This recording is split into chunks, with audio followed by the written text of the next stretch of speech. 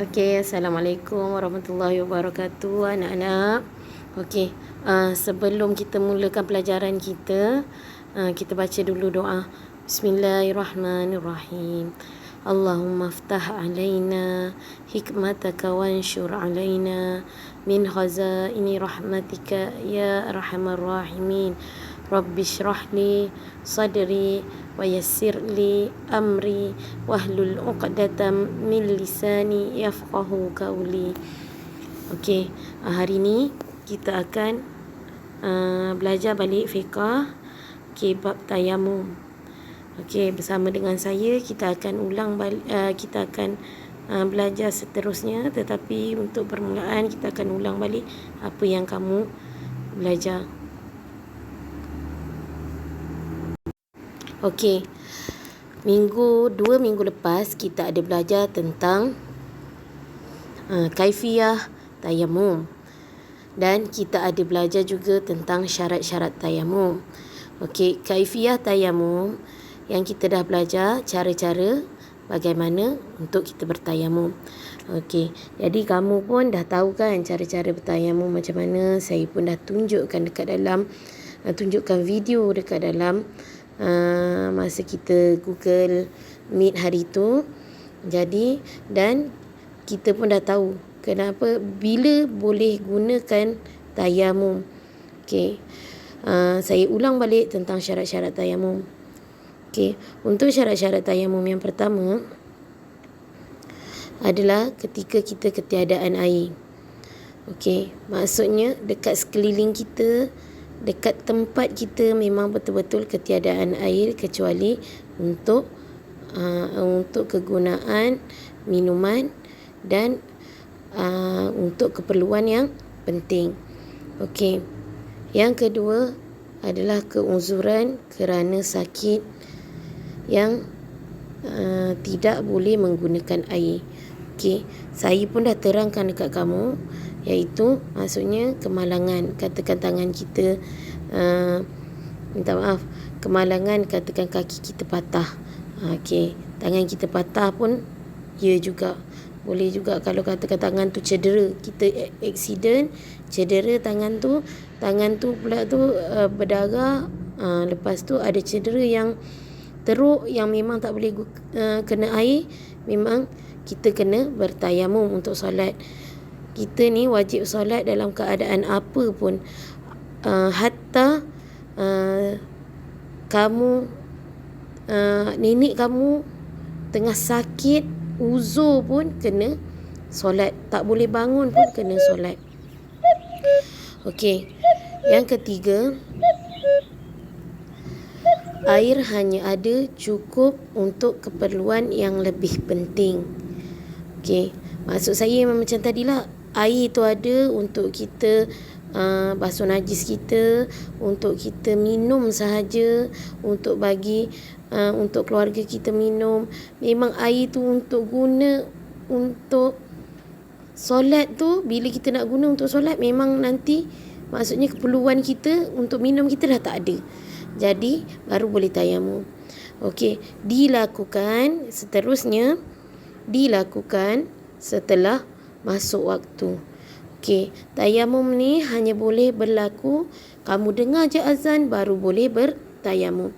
Kalau kamu bertayamum dahulu, nak tunggu azan memang tak boleh. Okey, yang terakhir ialah menggunakan debu tanah yang suci.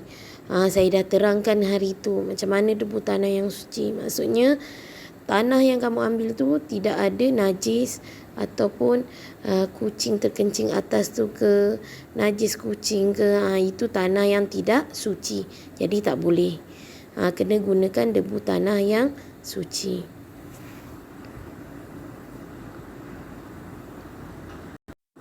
Okey, kita sambung. Hari ni kita akan belajar sunat-sunat tayamum. Okey, yang pertama, bila kita nak bertayamum, ada perkara sunat. Macam itulah juga bila kita nak ambil wuduk, betul tak? Ada perkara yang sunat. Okey, seperti contoh, kalau berwuduk, perkara sunatnya apa? berkumur-kumur. Tu perkara sunat ni, bukan rukun dalam wuduk tau.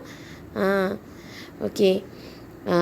Apa lagi perkara sunat dalam apa ni, membaca bismillahirrahmanirrahim. Begitu juga dengan tayamum, membaca bismillahirrahmanirrahim. Yang kedua, menghadap kiblat. Okey.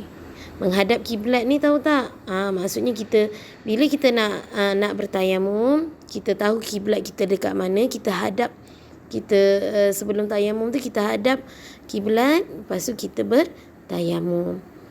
Okey. Yang ketiga, menipiskan debu. Okey.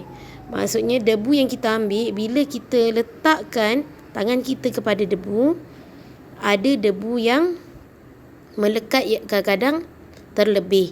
Kalau tak percaya, kamu cuba ambil bedak, kamu letak tangan kamu, mesti ada bedak yang terlebih. Macam itulah juga dengan debu. Jadi kita kena nipiskan debu. Macam yang kamu tengok dekat dalam Allahumma salli ala sayyidina Muhammad, dekat dalam video yang hari tu saya bagi, macam mana cara dia menipiskan debu. Okey, dia ketuk kedua-dua tangan dia macam mana. Okey, yang ketiga, mendahulukan anggota yang kanan. Okey, apa-apa dalam Islam perkara sunat, kita selalu ikut Rasulullah adalah dahulukan yang kanan. Okey, itu adalah sunat-sunat tayamum. Hanya ada 4 saja tu sunat-sunat tayamum. Okey. Okey, kita sambung pula dengan yang bawah.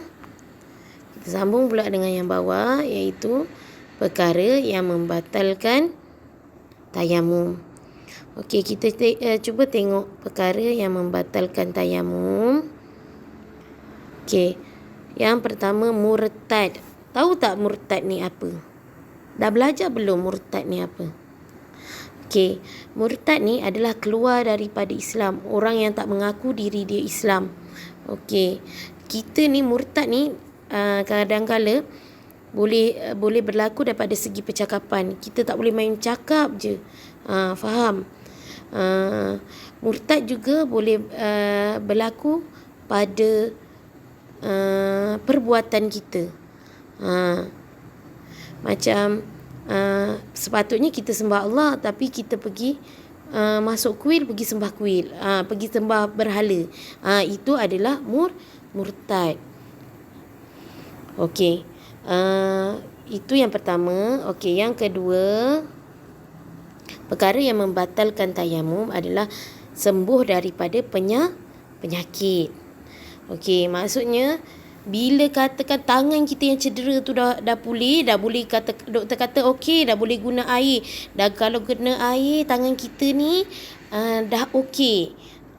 Dia kata, ataupun dekat kaki kita tadi dah sembuh. Dah apa ni? Katakan cedera kat kaki kita tu dah sembuh, doktor kata boleh kena air. Secara automatik tayamum terbatal, kita tak boleh lagi bertayamum. Okey, melakukan yang ketiga, melakukan perkara yang membatalkan wuduk.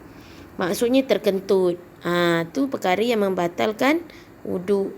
Apa lagi perkara yang membatalkan wuduk? Buang air. Itu pun perkara yang membatalkan wuduk. Sama juga perkara yang membatalkan tayamum.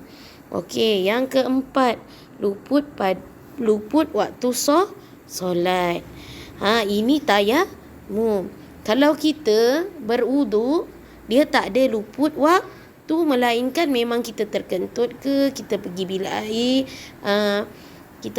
air, kita kencing ataupun kita qada hajat ke, itu batal wuduk. Tapi kalau wuduk ni takkan terbatal selagi kita tak buat perkara yang membatalkan. Hatta kalau biasanya macam ustazah nak solat maghrib tu tunggu isyak. Kalau ustazah tak terkentut, maksudnya tak terbatal lah ustazah punya wuduk. Tetapi tayamum, bila habis waktu, tayamum pun batal. Faham? Okey, yang last sekali kita tengok. Yang last sekali, ada air sebelum solat. Tiba kita dah tayamum. Kan ustazah kata tayamum tadi kena pada waktu solat. Kita dah tayamum. Tiba-tiba kita dengar bunyi air. Air turun. Kita belum solat lagi. Jadi kita kena ambil wudu. Tak boleh pakai tayamum. Okey, kamu faham tak dengan apa yang kita belajar hari ni? Okey, saya harap kamu faham apa yang kita belajar. Okey, nanti sekejap lagi saya akan hantarkan latihan yang kamu kena buat. Boleh?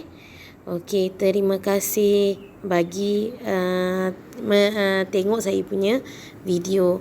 Okey, kita jumpa lagi minggu depan. Assalamualaikum.